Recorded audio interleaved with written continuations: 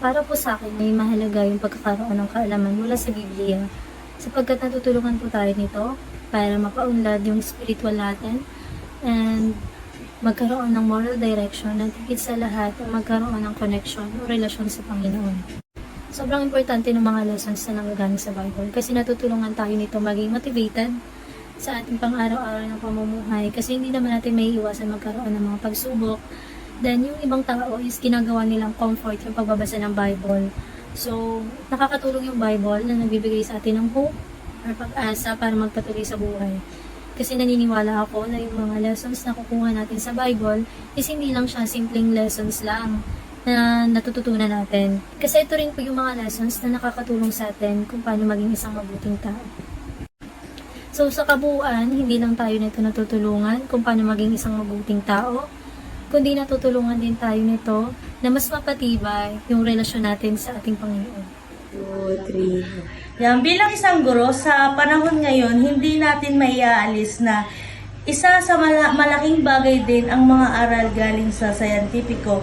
At sa kabilang banda, bilang isang Katolik ay mas mahalaga para sa akin ang aral na mula sa Biblia. Bakit? Dahil sa araw-araw na ating ginagawa or araw-araw na ating kilos, hindi nawawala yung mga mas importante pa rin yung mga aral na matututunan natin galing sa Biblia. Dahil kumbaga sa ating pananampalataya bilang Katolik na mananampalataya, tayo ay naniniwala sa kakayahan na ibinigay sa atin ng Panginoon. Kumbaga, yung mga aral or yung mga natutunan natin, kung ano man tayo ngayon, ay dahil sa mga aral o paniniwala natin na nagmula sa Biblia. Dahil ang Biblia ay isang instrumento para tayo ay maging mahubog sa mga bagay na namumulat sa atin, ano yung dapat natin gawin at hindi natin dapat gawin.